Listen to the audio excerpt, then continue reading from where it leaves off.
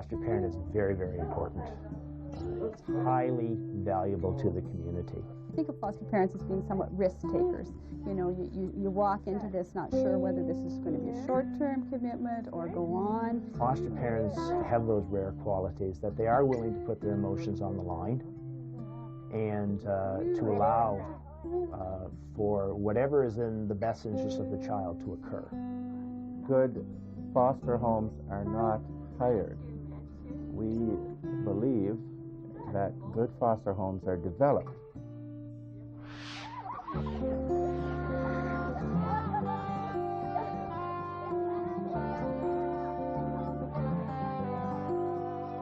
A foster child is a child ranging in age from a baby to a teenager who has need of protection and has come into the care of the Children's Aid. The reason for the protection may range from levels of neglect to incidents of abuse. The impact of being someone who has been severely neglected or seriously neglected and or abused is that the child is not readily able to accept all that you have to offer him or her. There's more than just parenting. There's so much. You have to be a social worker, you have to be a doctor, you have to be a psychologist, you have to be a psychiatrist many times too. Why do people choose to become foster parents? We've had over 100 children in our home over the years. I just feel that it's a God-given talent I have to nurture children. And so I'm pursuing that again because I really enjoy it.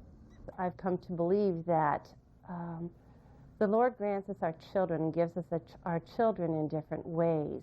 For some couples, they go into marriage and the Lord gives them their children biologically. For other families, He decides, no, I have someone else in mind for you, that I need you to be a mom and dad too. Actually rewarding in a way, because you can see the child change, like within moments of days, I guess, being in your home. It's a stable home, so the child grows with that, and so that was good to see. How does it impact a home when a foster child joins the family? Kids, when they arrive, are the neediest. And not necessarily, you know, in the first period of time. Most kids will give you a honeymoon, where they are the perfect child. And then the honeymoon abruptly ends, and it's like a Jekyll and Hyde. A different child emerges, just it seems like overnight. It does really affect your family dynamics, I'd say up to at least 2 years until things really start to kind of level out. But there's quite an adjustment period. The Ferbers of New Hamburg, Ontario certainly understand the dynamics of foster parenting. This household has 11 children.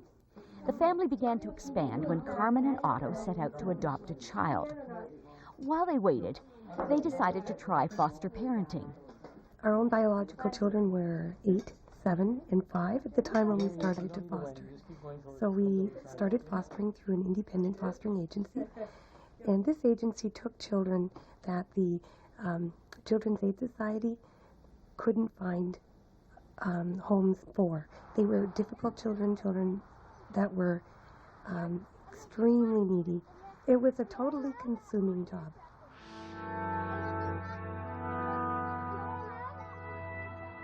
Every year, thousands of children end up in the care of foster parents. These are children whose birth families have failed to provide the safety and care that they needed at home. Most of these children carry deep emotional scars. I just had this sort of fantasy about, you know, how all they needed was to be loved.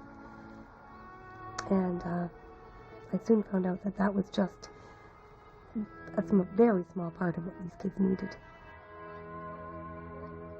Carmen and Otto Ferber had 3 children of their own when their first foster child came to live with them. Joey was an abused child. He was neglected. He had temper tantrums that were beyond what I had ever seen before. Joey would, in his extreme ranges, destroy his room. He would be so angry that he would just destroy anything that he could. I'd break a lot of things. No, I'd break more than a lot. I'd yell. I'd bite. I'd punch and kick. The children found it extraordinarily difficult in those years too. We weren't able really to give them the attention that they needed. And I remember one night I heard the girls and they were in a room together and they were crying. And I went in and I said, "What's happened? What's wrong?" And they said, "You love Joey more than you love us." And they said, "You're always with him. You spend so much time with him." But it was damage control. That's how I saw it. It was damage control. I was just trying to keep the house together. We went through an awfully difficult time just trying to find what it was that was causing this rage. And it was, I think what we discovered was largely it was fear. He was afraid of being left again. He was afraid that his mother was going to show up. He would sometimes ask at night, "Can she get in my window?" I was afraid she'd come in my room and take me away. I always thought she was going to come in my room and then hurt me again. Well, my mom always told me that she couldn't get into the house or into my room because the walls were so thick. So I started feeling a bit more comfortable. I would put him to bed at night and I would give him a hug and he would say, "Good night, Mom," and then he would lift his head and he would smash it into my nose. And, that brings tears to your eyes, and I would leave the room sometimes crying and thinking, what can I do to get through to him? Why does he try to destroy every effort that we make to bond with him, to attach, to make a relationship with him? I think what we discovered over time was that that's exactly what it took. Time. A lot of time. When Joey came, he didn't really have too many boundaries. And Joey always wanted to be the boss. He wanted to take charge of everything. So we had to work with that and say, "Joey, okay, here are the boundaries. Within these boundaries, you've got all this room. You can't step out of these boundaries." Love is being able to say, "No, you can't do that because I love you. I'm not going to let you do that. I'm going to help you. I'm going to show you what the right thing is to do. And we're going to have some conflict, but we're going to resolve it." And in time, we've seen some wonderful changes in Joey. We could see in him wonderful qualities. We could see this needy little boy that we thought had enormous potential. And turning back or giving up would have set him back. I don't think it's supposed to be because it could be a B, it could be a L. No, it couldn't. Come here. Because they have it and then they don't finish it. Yes, they do. Come here. Despite the many problems Carmen and Otto faced with Joey, their love for him was unconditional. As a foster child, he had found a home with the Ferbers until they would eventually be allowed to adopt him. Meanwhile, they were notified, after 3 years of waiting, that they were finally going to be allowed to adopt the child that they'd originally requested. Jordan was born to an AIDS mother, and he was also a crack baby. And so for the first year of Jordan's life, the foster parents reported that he did basically nothing. He laid in his crib. He didn't learn to walk until he was a year and a half, which was about the point when we got him. He was a very quiet little fella, very reserved, very shy, but he fit right into the family. Everybody just loved him at first sight. During the process of our adopting him, he became HIV negative. At this point, the Ferbers were told their file was closed. They had 5 children. What a surprise when the agency called recommending they adopt a second child, so Jordan would have a sibling of the same race. Natasha is just a real sunshine in our home, and we love her dearly. She's really unique. She's the producer, the director, and the the manager back amongst that group of children that we have that are in the same age bracket. She's the life of the party. He likes the bone and he likes the bone, but he says he wiggles his tail and he knows what's right. So I'm glad that he's my dog. My dog's right.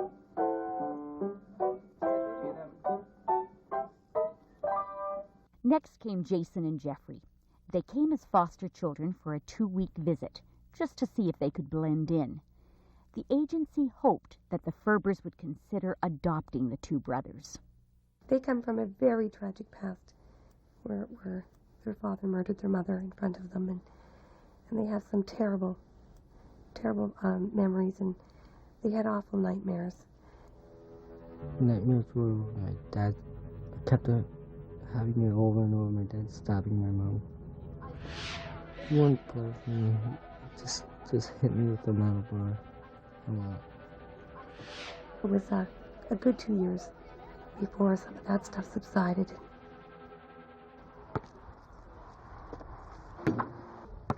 The Ferbers had set out to adopt one child, but they now had 8 children. It was announced that their file was officially closed. But then one day, the agency called to ask if they'd consider taking a little boy, just for a weekend. John Mark is a very special little boy. He is so lovable. He's such a happy boy. He just likes to please. He likes to make everybody happy. He has some very special needs as well. John Mark is in speech therapies and physiotherapies and in occupational therapy. John Mark is a fetal alcohol child, fetal alcohol syndrome. And he has some enormous challenges. Come on, don't be a chicken. Read my lips. No. I'll let you go if you say why yes. Okay, why yes? Though their file was officially closed, nevertheless, the social workers asked if the Ferbers would consider adopting Jean Marc.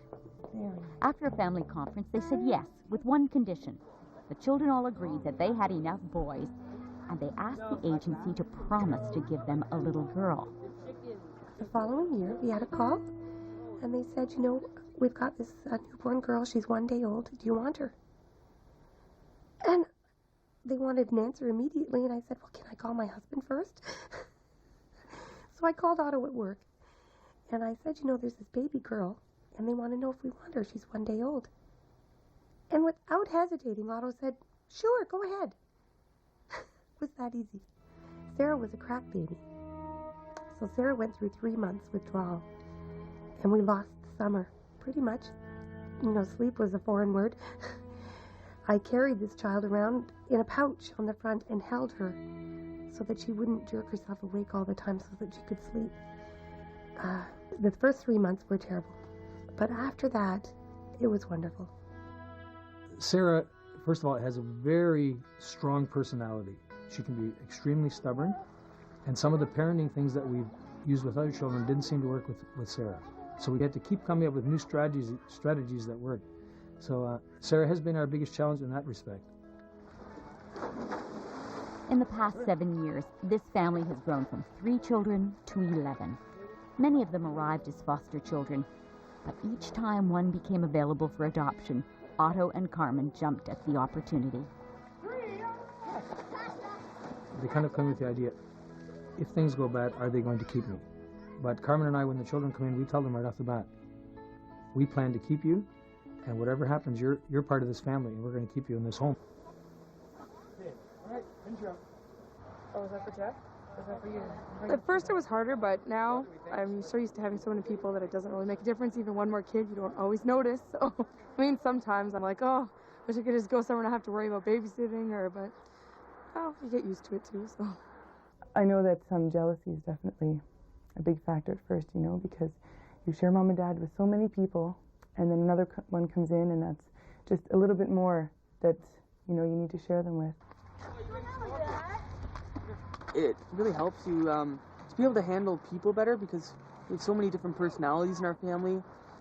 Learning to get along with all these different personalities helps you to get along with everyone else that you meet. I think God has really blessed us with incredible natural children, because when the foster kids came into our home, the kids were very open and receptive. Oh, there were some difficulty. I mean, it was not all roses. But when they came into our home, generally the children accepted them very well.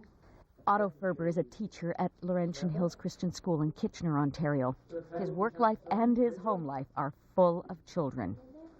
Otto can both be very loving and sweet and kind and gentle with the children, and yet on the other hand, Otto is also a very strong personality. They don't really get away with things with him, and they know it. They know that Otto sees everything. You know, he's his teacher that's on permanent yard duty, even at home. Okay? I gotta keep an eye on her. You're okay. You can swim by yourself. He's the rock of the family. He really keeps everything together. He's solid. And, you know, he makes sure that we have our family times together. He, if there's problems going on in the family, he brings us together and says, okay, well, we have to talk about this. Or, you know, we have to pray about this. We can't have dissension like this, you know. And it's a real balance between the two of them. And it just amazes me how every time a child comes into our home, how she can just show them such love. And I know what I really learned from her is just that love is not just a feeling, it's an action. The way she's able to express to them that she loves them, and I still find it amazing. We both love children very much, and it was something that we found we did well. It came natural to us parenting. The sheer logistics of running a household with 13 members has its daily challenges. We've got lists for chores and things people have to have done, and we've got sort of a deadline of when they need to have it done. And there are consequences for not doing what is your job to do. You don't even realize how monumental a task it is, because it's come on you very gradually. If we would have had 11 children all at once, yes, it probably would have been overwhelming. But it's just been very gradual, the process. We shop bulk, everything's bulk. So when I go out and buy something, I think 11 right away. We need at least double what a family of 4 or 5 would need. So we have 2 large fridges, 2 large freezers. We have 2 microwaves. And I would love to have 2 wash machines, but we do with 1 wash machine. It's an oversize. 1 dryer. They don't have what people think it would take or should take to raise a lot of children. You know, everybody, they say, oh, we can't afford. Well, the Ferbers don't think that way at all. They eat well, the children are dressed nice, they have their bikes, they're not new bikes.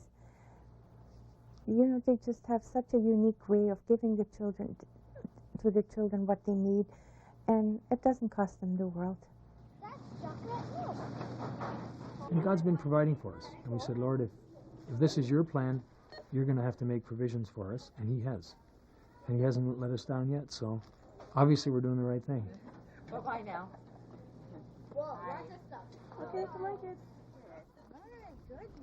We're blessed that often people at the church, people will drop by sometimes with a bag of clothing. They drop off this, they drop off that, and say, here, we think you can use this. So God has just surrounded us with good friends, and they help us out in that way. The Ferbers' home is not large, and the family's not wealthy. Every inch of space is used to the maximum in this little bungalow. We've been told by people that when they come into our home is peaceful, the children seem happy, and we try to maintain that atmosphere. Yelling absolutely doesn't work. You know, it's much easier to just, you know, have a consequence ready. If they've done this, 5 laps. And we have this little route that they run. And then they come back and then we'll talk about it. You just have so much energy. Dad sometimes sends me out to run laps. Probably the toughest part for me is open defiance. You know, and a lot of that does happen. And to deal with that without getting angry. It's not a personal attack. They're just trying to discover your boundaries. Each child comes with a different load of baggage, a different situation of abuse or neglect or, you know, the birth problems. And each child you have to approach and deal with in a different way. And for us, what has really been the lifeline is prayer. When we have a situation that we're not sure how to deal with, we go to the Lord in prayer. Our main source of strength is we pray about problems. Despite the fact that Otto is a teacher, the Ferbers have decided to homeschool all their children. Along with running a busy household, Carmen is in charge of her children's education. When we decided to homeschool, we originally just had our 3 natural children, and now with all the children that we've adopted, we can see the benefit of it, because many of them have special needs, especially in the area of academics, and because of the homeschooling, we've seen some tremendous strides in that area, which because of overcrowding and you know, cutbacks and so on within the normal schooling system, I don't think their needs could have been met. So here you need to know how many worms are in all.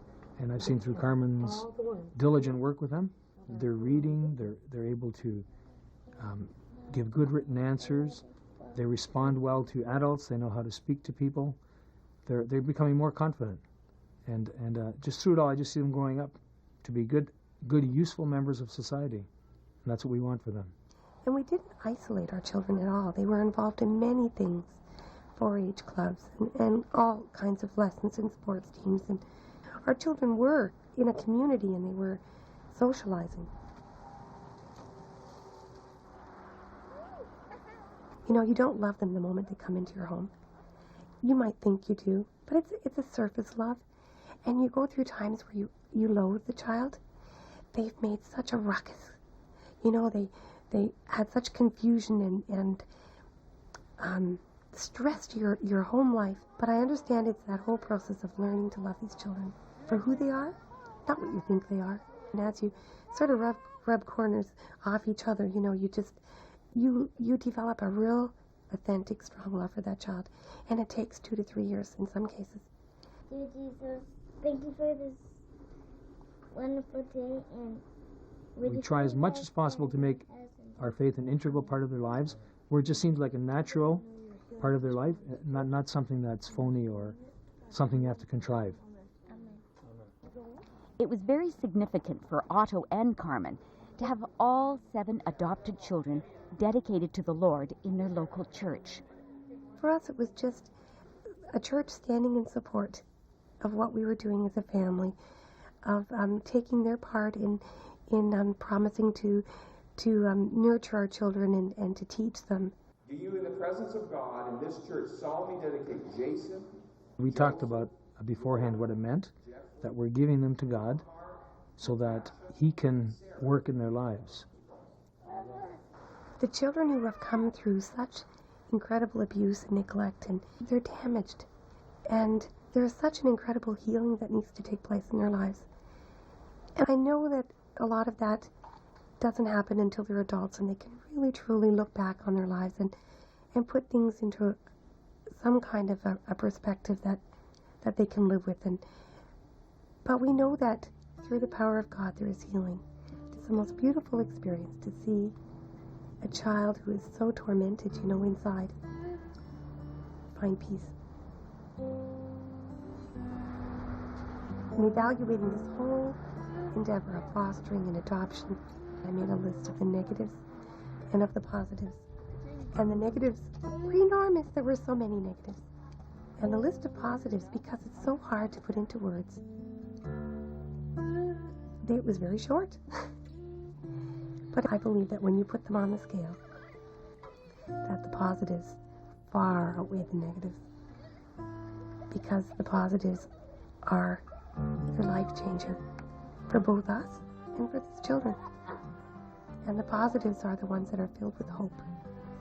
And they're the things that count for eternity.